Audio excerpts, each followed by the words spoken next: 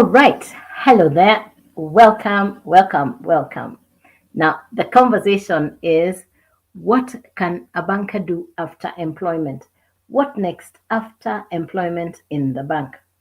The reason for this conversation is clearly, no matter where you are in the world right now, it is obvious that the first place, because of artificial intelligence, technological advancement, clearly a lot of people in the banking sector stand to lose their jobs. A lot of things that needed to be done by an employee are now being done by technology, and that is for sure. So, a lot of people in the banking sector are finding themselves getting sent home.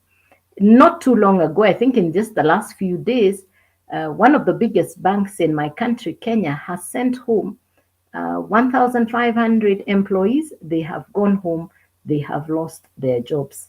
Now, what next? In fact, the question in that case is, what next? In the banking fraternity, I'm an ex banker, so I'm saying this from past experience.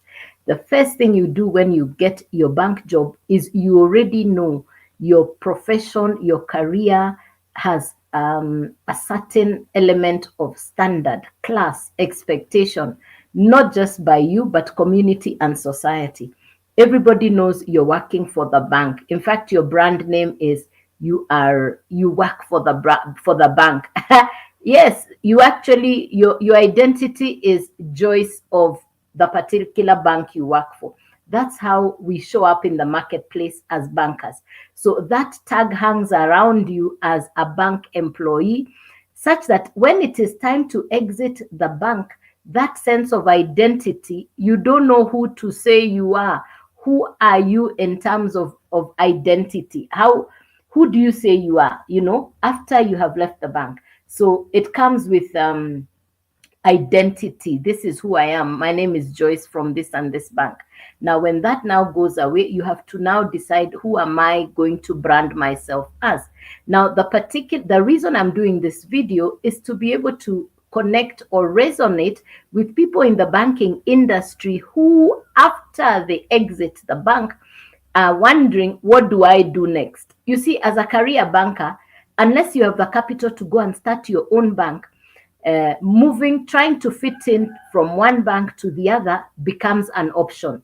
All right, it can be an option, again, depending on how you exited the bank. If you exited well at the next bank, it is possible for you to find a job in the next bank.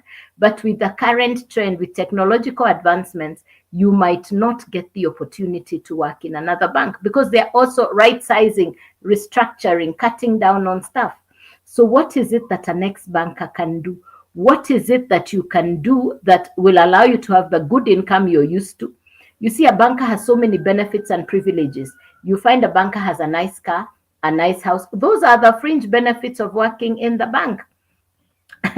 I always talk about it because I bought my first house at the age of 19. I bought my first house at the age of 19. Yes, because I was working in the bank. Now, you can imagine if you think about it, anybody you know in the bank always has an asset like a house.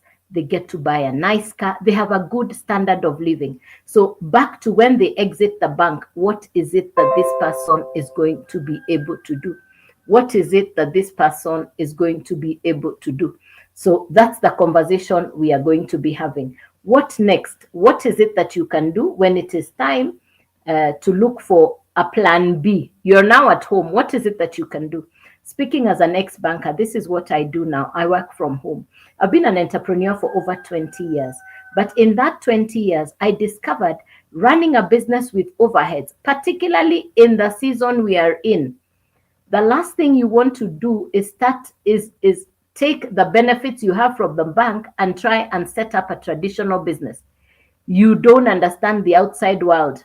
As a banker, you've been covered, you've been cushioned for a long time. When you come out to the outside world, you'll be taken by surprise. It is a cruel world out here for ex-bankers. You're used to cash flow, liquidity. By the 25th, you've received your salary. When you now step out to the marketplace, you're now going to wonder, is this what happens out here? It's a rough world out here. there are too many hawks waiting to prey on what you have come out of the bank with. So you really have to be, you really have to have thought out what you're going to do. And this is why I'm offering myself as that person who you can come to, and we have this conversation together. Because what is it that I would recommend you do today? Please don't consider starting a business that has structures like office rent, like salaries for workers. That in this season is not timely. That in this season, if you ask me, is a no work. There are three businesses that most people would run to, either to transportation, to hairdressing, transport business, hairdressing, or even restaurant. Those businesses are high capital intensive and labor intensive. You don't want to go that route as an ex-banker.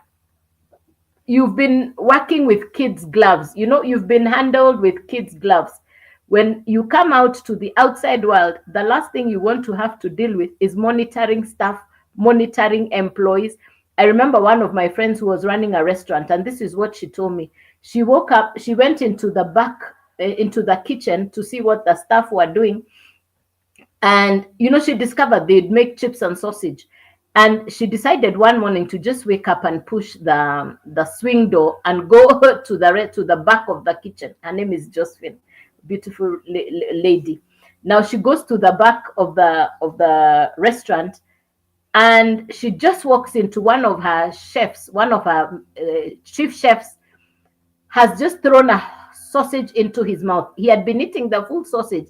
Now he throws the entire sausage into his mouth because she has caught him at it. So she's trying to talk to him, and he can't speak back because he has the full sausage in his mouth. So when we talk about loss, pilferage, stock taking, as an entrepreneur, as a business person, the first letdown in a business is going to be the people who are working for you. They are going to look for opportunities and avenues to take away from you. So for you who is a banker, please don't, you're coming from a place of trust. Like I've said, you're coming into the world with kid gloves. Oh, the outside world here is rough. Yes, it is rough. Don't even take that route. You want to start a business where you're not stock taking, where nobody is going to think of how they can take away your hard-earned sweat, because there's a big group that's waiting to do that for you. You want to start a business that will give you good income. You want to start a business that gives you the profit margins that you want to look at, like 100% profit. So the business that I run is 100% profit business. It's 100% profit business. There is no physical stock. Where somebody who is dealing with a physical product, where somebody is dealing with a physical product like these are physical products. If you're dealing with a physical product like this, you need to restock on it. You need to repurchase. You need to restock. This is a physical product. Stock taking on physical products is a nightmare for anybody who is in business. They can tell you that's the first place where they lose their money, is in physical products. You have to be there to stock take. You don't want to do that kind of a business. But if you're doing a digital business like what I do, it's a digital product. If you can just think of Netflix. Netflix is a digital television entertainment program. One Netflix can be viewed in 300 million televisions at the same time. Now, my business is designed like Netflix. It's digital and it travels through the internet globally, all over the world. Where I previously had costs like office rent, salaries for workers, stock taking, all that. Even despite all that, I still incurred losses. I'm sharing my journey for that ex-banker who is saying, I have capital, I want to go to the marketplace and start a business. You don't want to have to deal with a business that has stock. You can wake up and that stock is not there. And that is your funds, that's your finances, and it is gone. The last thing you want to do is to deal with a business today that has staff you're dealing with, stock that you're dealing with, office premises. You want to be devoid or free of any monthly running costs. In the past, to run a traditional business, you needed the three things I've said. You need to look for a physical premises. You need to look for a supplier. You need to have set up furniture, etc., to run an office. You need a physical setup of chairs, that kind of thing. Not anymore. Today, to start a business, your smartphone, your internet, your time. I work from home. In the past, I needed to pay office rent. I needed to pay salaries for workers.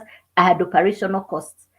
You don't want to deal with this. Is 2025. The last thing, with the state of the economy, the last thing you want to do is to take on overheads.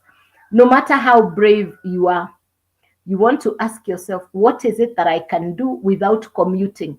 I don't commute. I don't need to go out to the office. I don't need to step out to, I used to have to pay parking. I used to have to fuel. I used to have to service and maintenance on the cars. Now the cars are outside here. I don't need to be on the road to say, I don't need to be going to work to say I am working.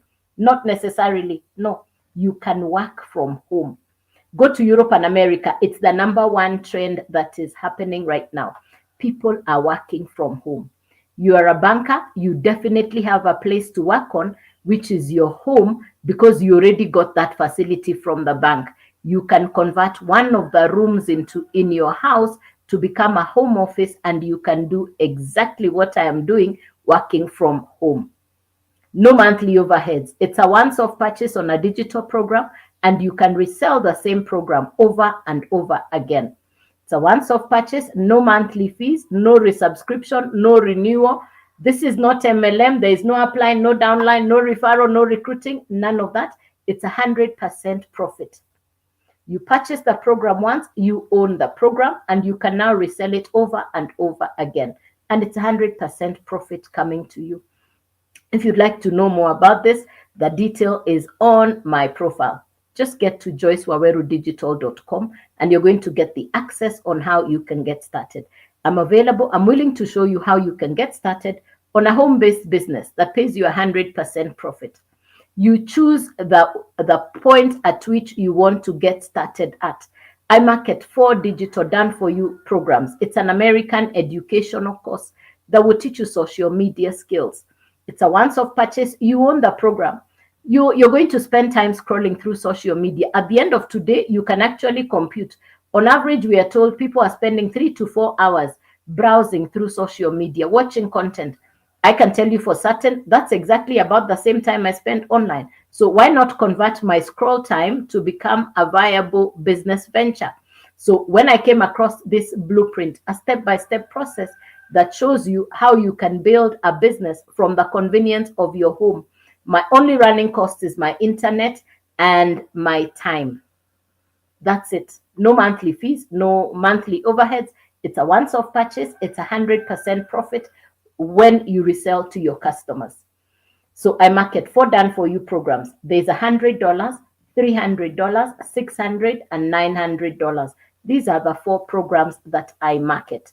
You purchase the program, utilize the program, and you can resell the same program over and over again, and you keep the 100% profit. So if you want to get more details, detail is on my profile, on the comments as well. You're going to get to joycewawerudigital.com, joycewawerudigital.com. Let's do this together. If you've been looking for something to do, if you're saying, as a next banker, as a banker, you're looking for something to do that is not going to, that is not messy. There are businesses that you can do, you walk in and you leave exhausted. You want to keep your standard, you want to keep your true value, and again, you want a business that is thriving. Today, I have customers globally, in Canada, in America, in South Africa, in Angola. Today, I have customers in Sudan, Somalia. I have customers in countries, New Zealand, Japan, Finland, Sweden, Ghana, Cameroon, Nigeria. I have customers in countries I have never even been to. I'm not tech smart. I'm not computer literate. Why am I running a digital business in 2025? The truth is, businesses are shifting online. Traditional businesses, if you look around you, majority of them are shutting and closing doors. Businesses are restructuring, resizing, downsizing. That's the trend. As an ex-banker, this is what I'll tell you. Times and seasons. Perhaps the fact that you've left the bank is actually a blessing in disguise. Sometimes we think about the things that happen to us and we say, why did this have to happen to me now? No, no. This could perhaps be the best thing that has happened to you to prepare you for your second phase. Your next phase could actually be better than your previous phase. So if you can at least believe in yourself and say, I would like to get started, I wait to hear from you and we see how we can get you started on a home-based business, a digital business that for you as an ex-banker will definitely serve you towards building your financial future. I wait to hear from you. Thank you very much. The detail is on the profile, on both on my profile, both on YouTube and Facebook. The detail is on my profile.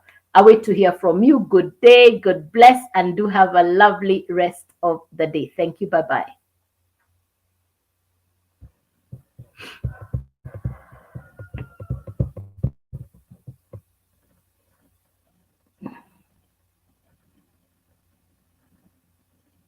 Yet the income that you currently have cannot meet or fulfill on all your financial obligations. You're too busy, you don't have time. Yet the income that you currently